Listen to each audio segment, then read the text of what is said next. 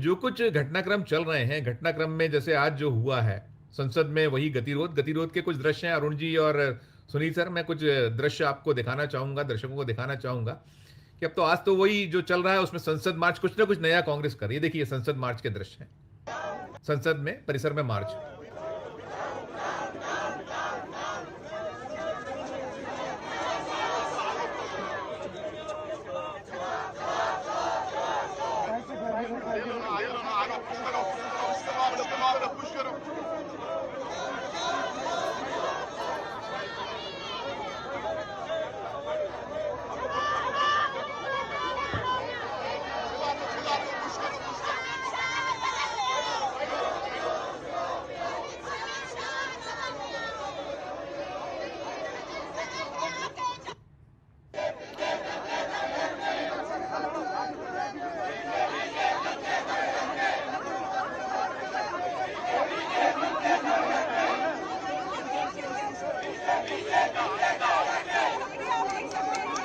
ये सर यहाँ का है, और इसके अलावा देखिए ये अमित शाह के खिलाफ नारेबाजी हो रही है।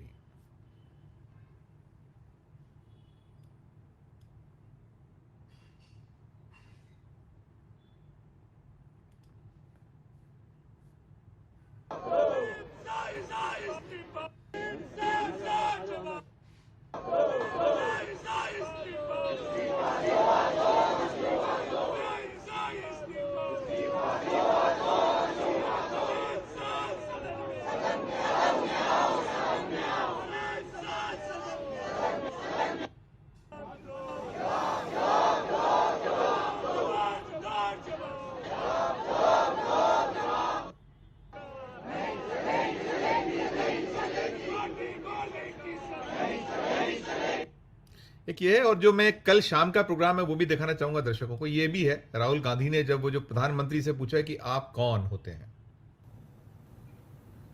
We are going through a strange time in our country.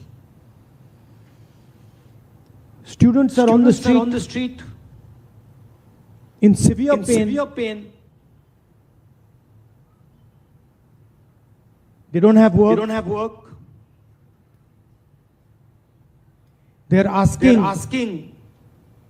for fairness in exams. They are asking for an education system that works. And on the other side, we have the Prime Minister who is forgiving them. Who he is to forgive them, I don't know. Where he gets the idea that he has the right to forgive the future of India, I don't know. But that's what he chooses to do. विवेक देशपांडे जी का बहुत स्वागत करूंगा। मैं सुनील जी से शुरुआत करना चाहूंगा। Sunil sir, ये जो आप देख रहे हैं, अब से कुछ देर पहले प्रेस कॉन्फ्रेंस भी राहुल गांधी ने की है, देश की निगाह नजर उस पर, हम लोग भी लगातार नजर रख रहे हैं।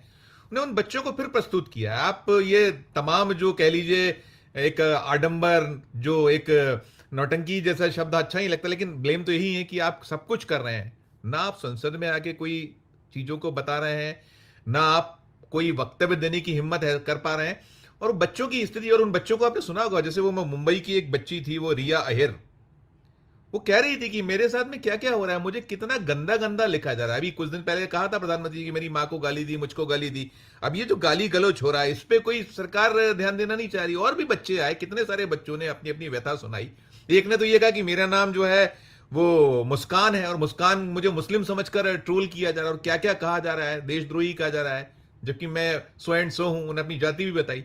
क्या कहिएगा इस सब पर, जो है ये कब कैसे गतिरोध टूटने आप भेज रहे हो? एक तरफ किरण रिजिजू को आपने भेजा कि जाइए बात करिए, और साथ में वो भी खुल गया कि आपका पीछे मकसद क्या है। आपको वो जो चाहे परिसीमन बिल हो या महिला आरक्षण विधेयक हो, वो आप लाना चाहते हो, तो स्पेशल सेशन उसके लिए बुला सकते हो। इन बच्चों पर, बाकी चंदा चोरी डकैती, किसी पे कोई बात नहीं करनी। तो शुरुआती नोट आपका सुनील सर। धन्यवाद संजीव जी। तो ये आप क्या उम्मीद करते हैं कि जो मुद्दे हैं इस पे कोई प्रतिक्रिया देंगे ये लोग? यह सरकार आज तक के अपने शासनकाल में किसी भी मुद्दे पर क्या कोई प्रतिक्रिया देने के लिए तैयार हुई है जो सीधे जनता से जुड़े हुए सवाल रहे हैं? मणिपुर को हम लोग इतने दिनों से याद करते हैं, आज तक मणिपुर के मुद्दे पर इस सरकार ने कुछ कहा? वहाँ का जो जातीय संघर्ष है उसका समाप्त करने के लिए कोई पहल की? इनको ये लगता है कि जो इनके अपने पॉलिटिकल नैरेटिव्स हैं, इनके जो राजनीतिक जो ताना बाना है, इससे वो अपने राजनीतिक हितों को साधते रहेंगे। आपको ये नहीं लगता कि जो सरकार 1 महीने तक इन युवाओं को अनशन करने के लिए बाध्य कर सकती है, वह इन युवाओं के मन में जो सवाल उठ रहे हैं उसका कैसे प्रतिकार करेगी? वो तो केवल अपने राजनीतिक एजेंडे पे है। लेकिन इस बार की स्थिति ये हो गई है कि वह सीधे जनता के सामने, लोगों के सामने, युवाओं के सामने खासतौर से वह एकदम पूरी तरह से एक्सपोज हो गई। युवा इनको स्वीकार करने के लिए तैयार नहीं। जो जितना इनका राजनीतिक नैरेटिव था उसको युवाओं ने खारिज कर दिया, पूरी तरह से खारिज कर दिया। अब सवाल है कि जिन बच्चों को माफ करने की बात प्रधानमंत्री जी कर रहे हैं, उससे तो माफी मांगने की आवश्यकता थी। आपको ये कहना चाहिए था कि 1 महीने तक हम आपसे बात नहीं कर पाए, हमको बात करनी चाहिए थी। इतने लंबे समय तक हमारे आपके बीच में संवादहीनता की स्थिति बनी रही, जिससे जंतर मंतर जैसा बड़ा प्रदर्शन नहीं आयोजित हो गया। हमारे आपके बीच में संवाद होना चाहिए था। युवाओं के बीच में और प्रधानमंत्री जी के बीच में इस तरह का संवाद होना चाहिए था कि जो सवाल उनके मन में, युवाओं के मन में पनप रहे हैं, उनका समाधान सरकार कैसे कर लेती। लेकिन सरकार ने कहीं बात नहीं की। जो संसद की स्थिति है, संसद में जो विपक्ष के लोग हैं वह इस मुद्दे को क्यों छोड़ देंगे? जिस तरीके से पुलिस की बर्बरता युवाओं पे हुई है, प्रदर्शनकारी युवाओं पे हुई है, जो पैलेट गन का दुरुपयोग किया गया है, उसको विपक्ष क्यों छोड़ देगा? अगर वो छोड़ देगा तो विपक्ष की भूमिका नहीं अदा कर रहा होगा, वो उसके ऊपर सवाल पैदा होंगे। ये आखिर जनता के इन सवालों को कौन उठाएगा?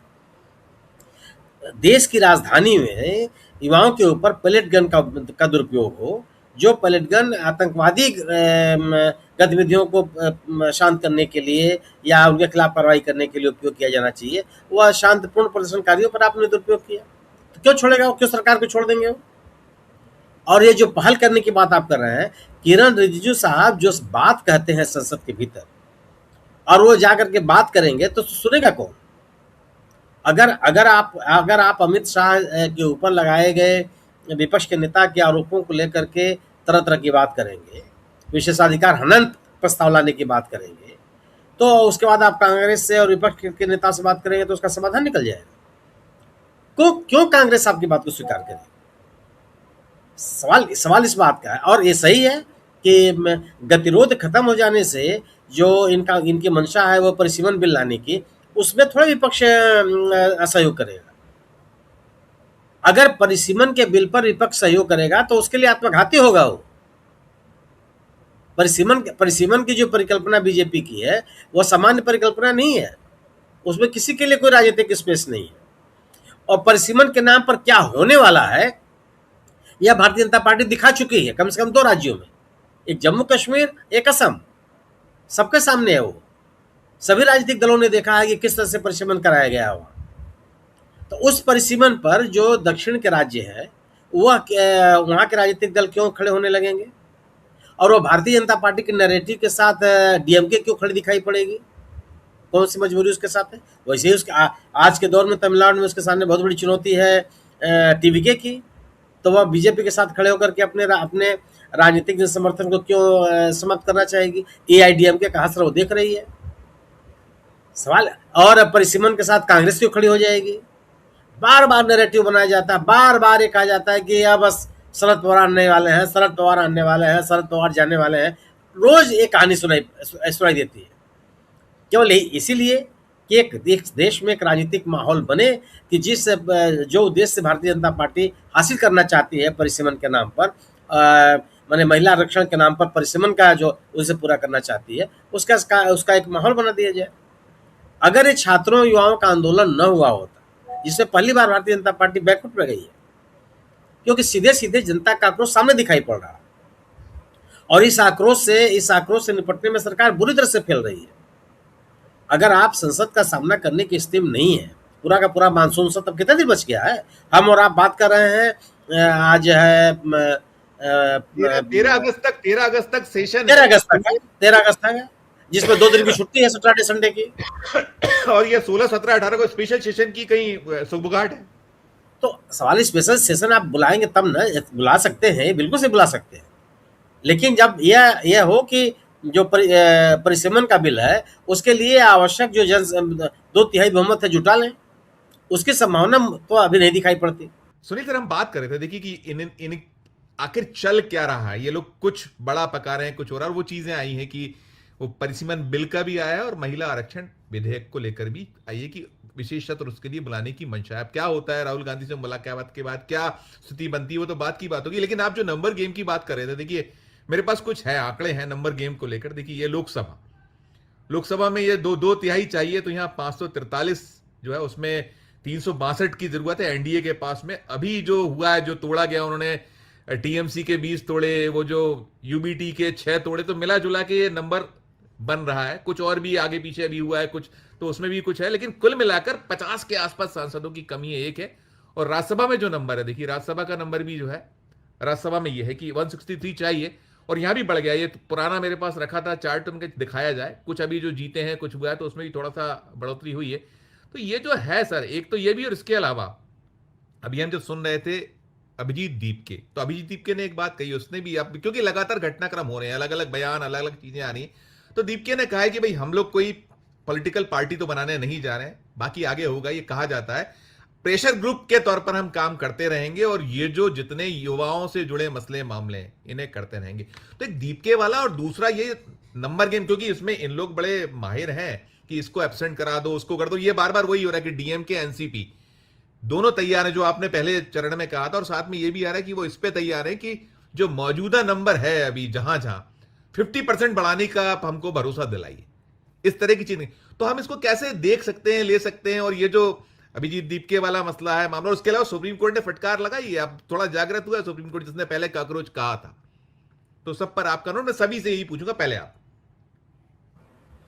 नहीं, ये सही है कि भारतीय जनता पार्टी 2/3 का बहुमत हासिल करना चाहती है लोकसभा में, लेकिन जिस उद्देश्य के लिए वो हासिल करना चाहती है, क्या उस उद्देश्य का समर्थन जो विपक्षी दल, प्रमुख विपक्षी दल है, वो करने के लिए तैयार होंगे? क्या वो एक स्वाभाविक राजनीतिक प्रक्रिया है वो? और क्या ये जो विपक्षी दल है, प्रमुख विपक्षी दल है, वो आत्मघाती कदम उठा लेंगे? कांग्रेस, समाजवादी पार्टी, डीएमके, ये जो प्रमुख दल हैं आज इस विरोध में है, वो क्यों स्वीकार कर लेंगे सरकार की बात को? बिल्कुल आपका कहना सही है कि जितना प्रबंधन में लोग बहुत माहिर लोग हैं, लेकिन प्रबंधन में आप तब माहिर होते हैं जब आपके साथ जन समर्थन होता है।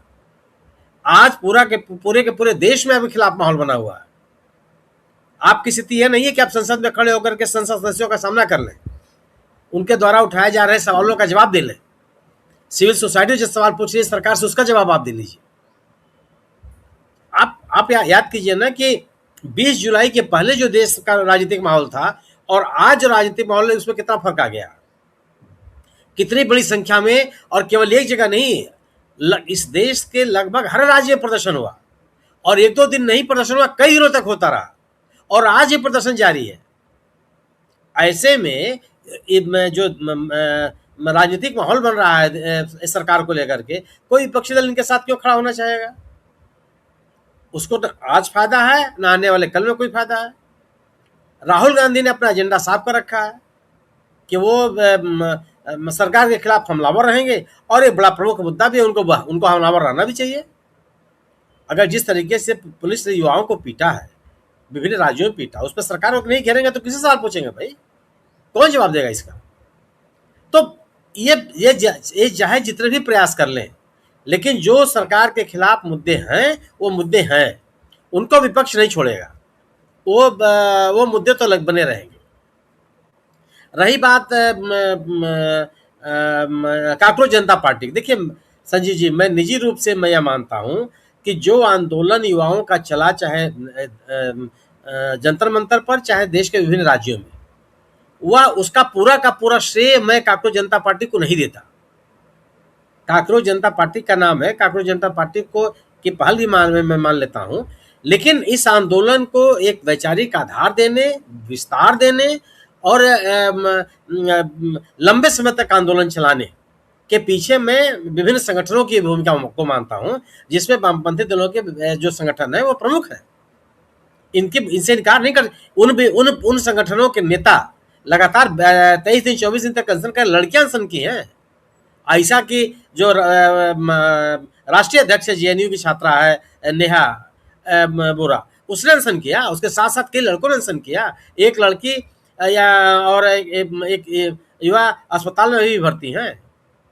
तो जो वैचारिकी दिया पूरे आंदोलन को, वो उसमें इन संगठनों की बहुत बड़ी भूमिका है। और यह आंदोलन केवल जंतर मंतर तक नहीं था, यह जंतर मंतर ये पटना में भी एक जंतर मंतर था, इलाहाबाद में भी एक जंतर मंतर था, कटिहार में भी एक जंतर मंतर था, कोलकाता में एक जंतर मंतर था, शिमला में था, रायपुर में था, भोपाल में था। यहां कहां पे कांग्रेस जनता पार्टी थी? तो बिल्कुल, लेकिन ये ठीक है, कांग्रेस जनता पार्टी अगर ये कह रही है कि वह छात्रों के मुद्दों के साथ ही जुड़ी रहेगी, यह उसके हक में है, ये उसको करना भी चाहिए। अगर इससे विषयांतर होने की कोशिश करेगी तो सब बिखराव आएगा।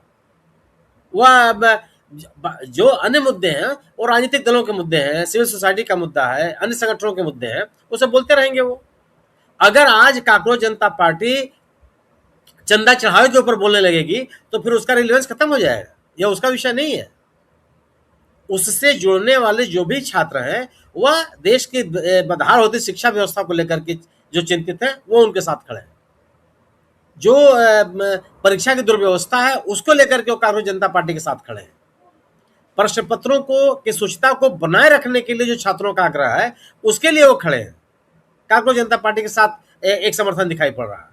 तो वह अपने आप को उस मुद्दे तक ही सीमित रखने में यह समय की मांग भी है और उनके लिए भी ये जरूरत है।